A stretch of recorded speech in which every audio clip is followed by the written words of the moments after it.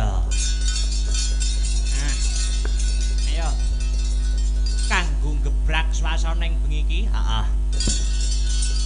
Sinden telu ngadeg bareng. Oh, ngono ah. Dik Sinta, Mbak Mira, Mbak Enggar.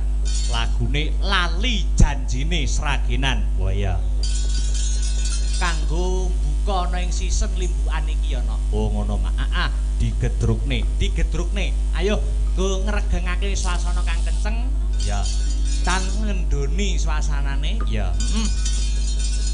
Ayo, monggo sinden telu ngadeg bareng. Yo, Lali Janjine Astabrata. Ya, monggo. Ya.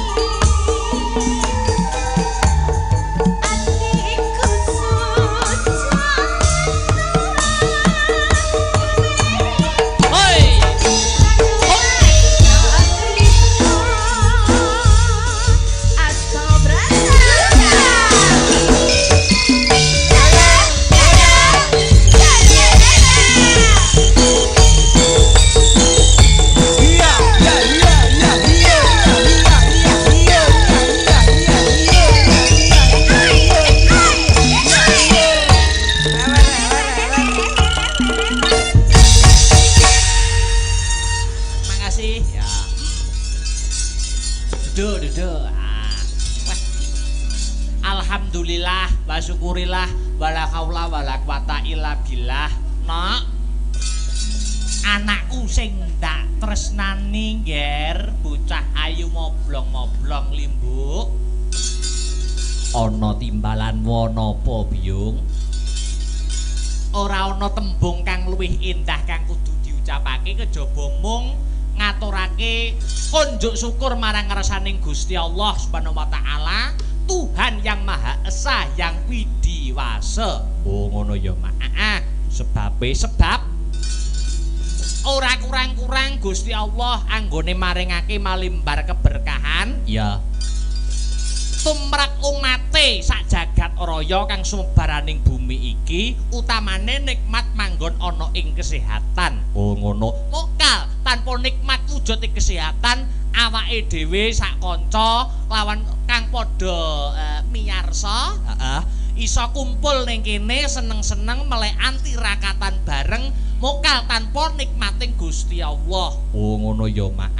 Dadi kudu disyukuri no. Ya yang ngestakake dawuhmu. Kaping pindho ora lali selawat sarta salam kita kunjuk marang Nabi Muhammad sallallahu alaihi wasallam. Tumuruning para sahabat sak garwa putra wayah khususon Baginda Hasan lan Baginda Husain. Ya, Mak. Iki acarane piye? Acarane tidak lain tidak bukan ya ulang tahun Ambal Warsa, ulang tahun emas ke-50 SMP Negeri 1 Pace. Oh ngono ya, Mak. Ya. Ngira-sirus iki uga temu kangen. Temu kangen para ingkang kinurmatan para alumni kang biyen sekolah ana ing SMP Negeri 1 Pace kene no. Oh iya ya ngestokake dawuhmu. Mula awake dhewe ngaturke panuwun ki aja nganti lali. Oh ngono. Ngaturake panuwun kunjuk matur nuwun, terima kasih yang sangat banyak kunjuk pepunden-pepunden Dwija, khususon nuwun inggih punika Bapak Kepala Sekolah. Oh ngono. Ingkang ngemudeni mapan ana ing SMP Negeri 1 Pace. Sapa? Bapak Dr. Andes Marianto MPD. Oh iya ya, Mak. Iya. Ngestokake dawuh. Ora lali ngaturke panuwun kang tanpa upama marang Bapak Ibu Dwija, Bapak Ibu guru kang mapan ana ing SMP Negeri 1 Pace, sumrambahing komite, panitia, panitia kabeh wae sing ora iso ndak sebutake siji mbaka siji. Oh ngono ya, Mak. Ya ngestokake dawuhmu. Panitia sing wis menyukseskan acara ana ing bengi iki. Iya ngestokake dawuhmu. Awake dhewe sowan komplit, sowan komplit karo kanca-kanca Astra Brata Group. Iya. Awake dhewe sowan ning kene klungsu-klungsu melu uduh, uga melu urun donga no. Uga melu urun donga. Wo ngono. Ya kuwi sakwise pahargyan Ambal Warsa ulang tahun emas SMP Negeri 1 Pace kang kaadan ana ing bengi iki. Iya. Muga-muga awake dhewe ndedonga SMP Negeri 1 Pace setelah mengadakan ulang tahun emas semoga menjadi sekolah yang semakin maju, semakin berprestasi, dan lulusan-lulusan SMP Negeri 1 Pace dapat membawa nama baik bagi alma mater SMP Negeri 1 Pace. Wah ya.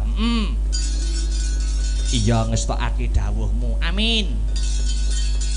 Dasare bibit-bibit unggul, iki ya tuwuh ana saka SMP Negeri 1 Pace. Buktine para alumni-alumni sing kepareng rawuh bengi iki ya sing biyen sekolah mapan ana ing SMP Negeri 1 Pace kene, saiki wis dadi wong-wong hebat, wong-wong pinunjul, wong-wong sing bisa membawa nama baik bagi alma mater kene no, bagi SMP Negeri 1 Pace. Iya. Dasare murid ning kene iki uga digodhog didadar, ora mung dadi murid, ora mung dadi siswa sing ber-IQ tinggi, nanging uga dadi murid sing berkarakter dan berbudi pekerti luhur. Saiki kuwi kudu ditekankan no. Oh ngono ya, Mak. Karakter karo berbudi pekerti luhur. Merga ora ana gunane. Merga apa tanpa guna wong pinter yen ora berkarakter. Oh ngono. wong pinter ning ora duwe berbudi pekerti sing luhur. Oh ngono. Muspra tanpa guna no. Oh ngono. Ning ora murid-murid kang mapan ana ing SMP Negeri 1 Pacé kene ora mengecewakan, ora mengecewakan. Dasare wae ya besus anggone apa ya leladi seni dasar siswa kene sak gurune sumrambahe kabeh para warga kang mapan ana ing SMP Negeri 1 Pacé kene iki budaya-budaya. Oh ngono ya, Mak. Dadi tidak usah khawatir dalam pengajaran tentang karakter dan budi pekerti luhur. Iki mesti tetep ditengenake, iki tetep dianggep perkara kang baku no. Oh ngono ya, Mak. Iya, iya. Mau sore wis ana pentas seni. Iya. Iki membuktikan SMP Negeri 1 Pacé dalam kemajuan globalisasi, dalam kemajuan era neng tidak lupa akan budayanya, tidak lupa akan jati diri bangsa. Tepuk tangan untuk SMP Negeri 1 Pacé. Iya, luar biasa, luar biasa. Dasare sing nyekel bawat sekolahan, kepala sekolah dibandingani kelawan pepundenku Bapak Dr. Andes Marianto MPD. Oh iya, Mak, ngono. Piyayi sing sembodo wicaksana. Buktine dapat melahirkan generasi emas. Ya kuwi kang tok saka SMP Negeri 1 Pacé. Mergo angel no dadi kepala sekolah nyekel dadi ana ing pendidikan iki angel banget yen ora wonge hebat, wonge sembodo, wonge sumbut, ya iki tangeh kelakone bisa dadi murid-murid sing berprestasi kaya SMP Negeri 1 Pacé kene. Oh ngono. Mula 2 jempol untuk Bapak Dr. Andes Marianto MPD dalam memegang amanah ya kuwi dadi kepala sekolah ana ing SMP Negeri 1 Pacé wis maksimal, wis totalitas dalam mendidik ya. Iptek IQ, intake ya ora lali. Oh ngono ya, Mak. Agama, budaya, pendidikan kabeh dimaksimalkan kanggo murid-murid kene. Wah ya, ngestokake dawuh. Ya. Dasare setahun kepungkur awake dhewe ya wis tau gelar-gelir gantung gong ning kae acara wayang masuk sekolah. Oh ngono kae wayangan awan kae program saka Disparporabut. Lah bengi iki kuwi acara Ambal Warsa HUT ulang tahun emas kang angka ya kuwi 50 ke 50 tahun. Ya kuwi kerjasama dengan Disparporabut tentunya. Oh ngono ya, Mak. Dadi setahun kepungkur wis tau sowan ana kene, wis tau sowan ana kene. Dadi awake dhewe sowan ana rombongan ana kene, sak rombongan ana kene iki wis dianggep keluarga dhewe. Oh ngono. Apa neh khususnya Bapak Kepala Sekolah sing wis tak anggap kaya bapakku dhewe no. Oh ngono. Hebat luar biasa. Ya. Dasare wiwit sore awake dhewe sak kanca wis wah sugata banyu mili ora ana mandeke. Iya, luar biasa, luar biasa. Rangkaian ana acara Ambal Warsa ulang tahun emas SMP Negeri 1 Pacé. Mau esuk wis ana jalan sehat. Kuwi ana Bapak Bupati, ya. Bapak Novi Rahman Hidayat lawan Bu Bupati, ya. Jalan sehat ana kene dalam rangkaian ikut menyemarakkan ulang tahun emas SMP Negeri 1 Pacé. Oh iya ya, Mak. Malah Pak Novi iki mau uga apa ya? Maringi 15 sepeda gawe bocah yatim. Oh ngono. Hebat. Bot-bote ya tresna marang keluarga besar SMP Negeri 1 Pacé. Iya ya, Mak. Iya. Kembali ke benang merah no. Ya, awake dhewe mung bisa ndedonga, awake dhewe sak kanca.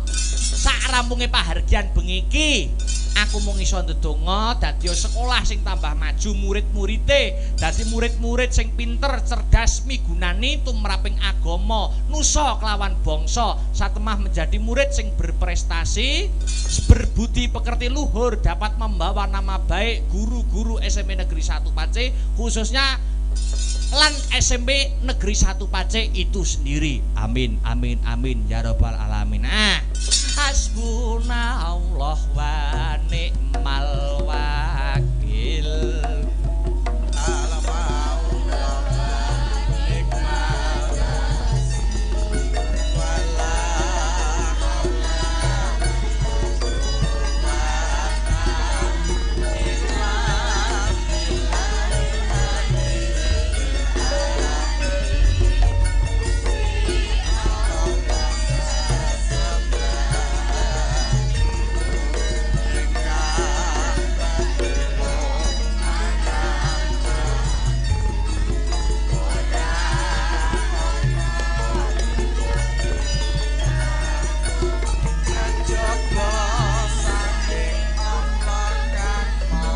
Mas Heru sedulurku aja nganti kliru mong Gusti Allah sesembahanku lan telu mong limang wektu kang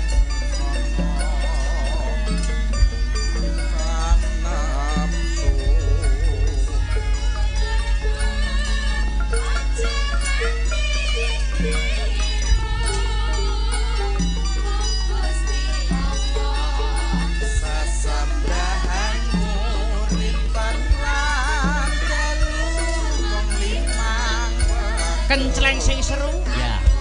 Hop.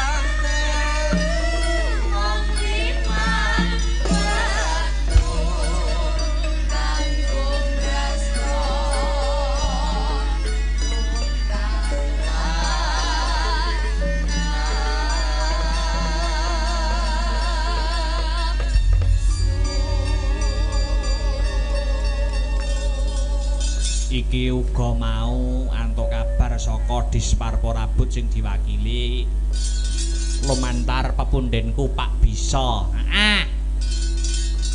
Ya kuwi perwakilan saka Nganjuk. Oh ya. Iki Raka-Raki iki berhasil menjadi wakil 2 Raka Jawa Timur 2020. Oh ngono. Iki entuk kabar lumantar WhatsApp. Oh ya. Ya ki Kang Mas Elvan. Oh, iki Kang Mas Nganjuk angkatan 2015. Oh ya. Iki wis berhasil menjadi wakil 2 Raka ning Jawa Timur, tingkat provinsi. Tahun 2020 hebat luar biasa. Dasare ya patut dibanggakan. Ora mung pemuda-pemuda ning Kabupaten Nganjuk, ning dasare Kabupaten Nganjuk dhewe iki ya wis mulai terangkat wis mulai terangkat. Baik dari sektor pembangunan, baik dari sektor pariwisata, ya iki wis lumadi kanthi becik, lumadi kanthi apik. Oh ngono. Iki sing jenenge proses, terus step by step ya ning pasti. Oh ngono ya, Mak. Ya yang ngetokake dawuhmu ya muga-muga bisa memotivasi para pemuda-pemuda, para bocah nom-noman kang mapan ana ing Kabupaten Nganjuk supaya menggali potensi satemah bisa dadi pemuda sing berprestasi, bisa mengangkat nama Nganjuk supaya lebih maju dan berprestasi, maju dan bermartabat. Ya. Ya, ora usah dadak kesuwen, ya. Ora ngajak kancaku supaya ngancani awake dhewe ning panggung sapa? Sedulurku tuwa saka Blora Mas Lindro. Supaya munggah ana ing pepanggungan ngancani aku. Ngono. Supaya paring ular-ular, ya kuwi ana ing Ambal Warsa. Kang mapan ana ing SMP Negeri 1 Pace kene ulang tahun Mas. Monggo Mas Lindro iringane aja dipleroki bablaske praon. Oh ngono Mak. Ya, aja dipleroki. Monggo Mas Lindro minggah wonten ing pepanggungan. Ya.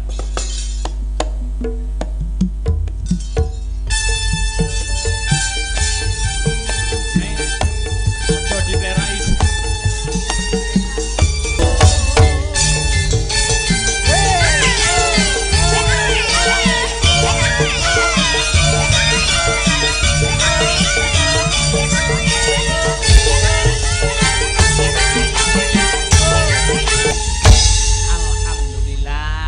Wilujeng dalu, selamat malam Mas Lindro. Wilujeng dalu Mbak Cangik, Mbak Limbuk.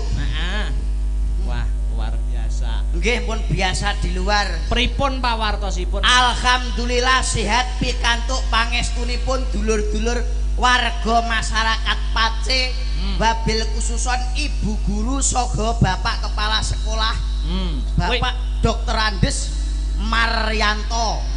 Wis tepang. Lho sampun wong kula asli murid mriki kok. Loh.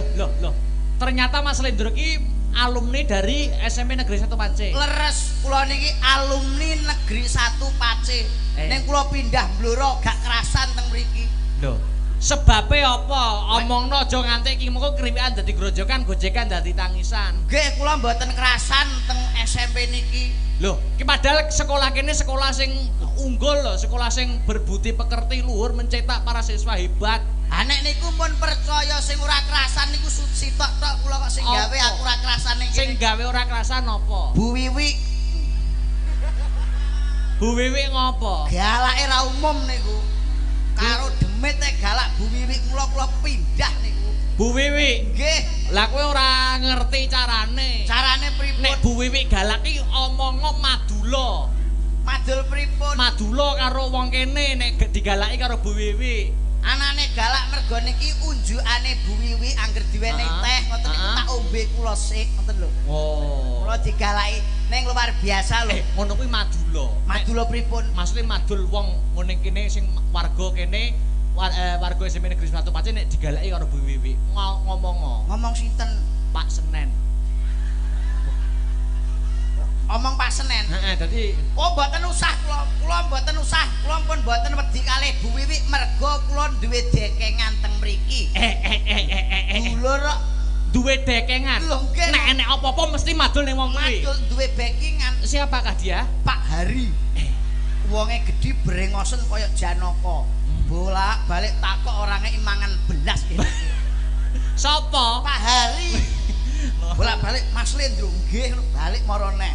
Pun dereng Pak nggih bolak-balik niku ning ora menehi. aja ngono iki bagaimana Mas Lindro suasana pada malam hari ini? Pun, kula mboten saged matur napa-napa. Iya. Gumun setahun jembleng serindeng. Ngeten iki lho, sing gawe tolak ukur bangsa Indonesia adalah SMP Negeri 1 Pace. Wonten laladan Kabupaten Nganjuk ingkang dipun pimpin panjenenganipun Pak Dr. Andes Maryanto. Kepala sekolah. Kepala sekolah. Iya. Atase Negeri 1 Wayangan. Wayangan. Ning niki rada kemurahan lho Mbak Cangi. Loh, kok iso kemurahan? Kajate setunggal kula tasyakuran mengeti 50 tahun hari ulang tahun emas SMP Negeri 1 Pace. Betul. Sing kedua, Ya. napa wau? Yang kedua adalah ya kuwi reuni. Reuni. Yang menjadi alumni. Lah niki rak kemurahan to, kajate loro kok didadekne sitok. Kudune Paling enggak iku reuninan ya dhewe, sekolah ya dhewe. Apa iki ku awake dhewe bayarane dobel pripun? Oh iya, heeh. Dadi Cocok. Wah, yo gathuk pripun Pak Hari jenengan seksinipun lho. Mas aku kok.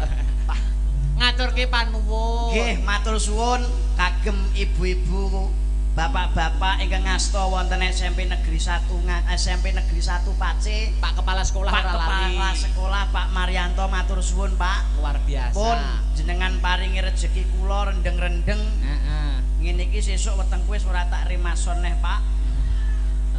Wis. Padahal ki usume sepi-sepi tanggapan. Lho, jenengan sepi to? Loh, Kula nyuwun sewu niki wau wonten laladan Klaten Mas Bagong Darmono Wayangan. Wayangan. Ki Bayu Aji wonten Bojonegoro Wayangan. Wayangan. Kula tetep mriki. Loh, berarti ngeboti Pak Maryanto. Mboten ngeboti. Ngeboti SMP Negeri 1 Pace. Mboten. Lah ngopo kok sebabnya milih ning kene? Wong ora dijak kono e. Ngejak kene. Jak iki ning kene tok. Oh, dadi ngendi sing Sing ngejak? ngejak mboten ya. Saking ngono Pak Maryanto ki ngesake karo sampeyan. Nggih. Mas Lindro ki musime sepi tanggapan, ayo dijak Pun. kumpul melekan tirakatan bareng ning sekolah SMP Negeri 1 Nah, Pace. niku rak wong ora ngerti kok nek kula niku tiyang berpengalaman, wong kula ni alumni mriki dados bisa menyesuaikan.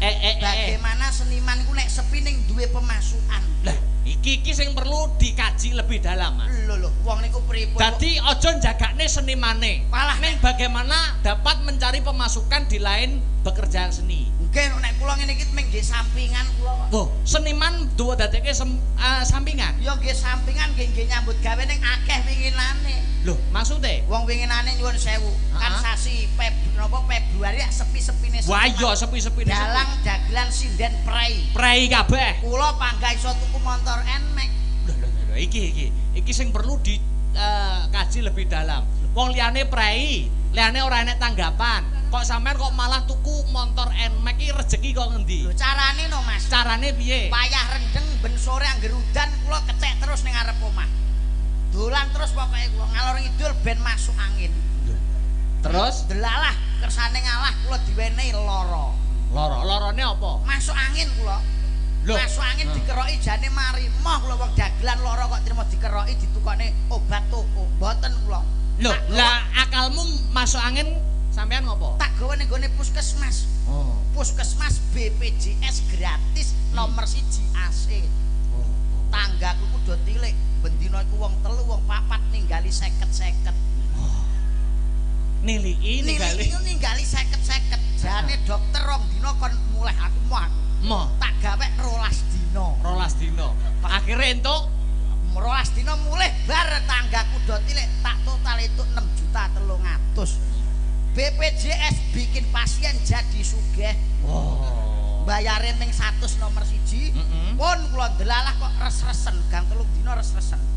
Maune ning gone puskesmas tak undakne. Tak gawe ning gone rumah sakit. Tanggaku tilik numpak bis, numpak truk, enek wong swidak bendina niku wong desa gedhe, seniman kancaku niliki ninggali 100, ninggali 50. Bar loro tak total untuk 26 yuta. Sakniki tak tukokno Nmax. Sampean pengen loro apa piye? Apik yo. Untuk Nmax lho, loro. Hah? Loro penak lho. Entuk dhuwit direwangi loro. Penak sing penting rak loro entuk dhuwit. Lah timbang dalang iki diakali pakmu terus. Sik, maksudnya piye? Maksudnya. Lah kok ora piye? Maksudnya piye? Alah yo. Nyuwun sewu nggih nyuwun. Maksudnya piye to? Maksudnya jelasno to. Kamu bisa menggelar harus bisa menggulung. Leres niku kula omongane kula niku lha sampean iki Mas yo sewengi melek dok-dok trek-trek sikilmu ngantek pegel gegrem dengken. Paling sesuk kowe rampung dikeki 650. Pun, leres mboten niku. Mulaluk lara wae prospek niku. Terus kula waten. Berarti pekerjaan utama loro. Lara. Seniman sampingan Lara. pekerjaan utama Lara. Kowe pengen lara ra, Dik?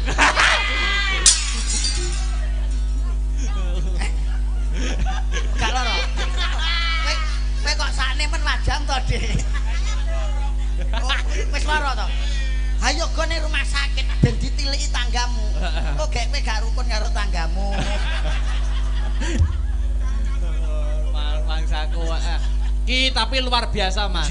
Iki sampean sowan ana ing SMP Negeri 1 Pace, iki kira sowan ning sekolahan. Sekolahan. Iki tegese temane pendidikan. Leres. Sampean kudu iso ana sesuatu sing mbok pamerne. Lho wong kula niku nalika sekolahe kula SMP ngeten iki, IPA tak garap. Loh, IPA Tak garap. ilmu pengetahuan alam. IPA tak garap. IPA mbok garap. IPS tak IPS garap. ilmu pengetahuan sosial mbok Tak garap. garap. Heeh, terus Wong IP kowe tak garap.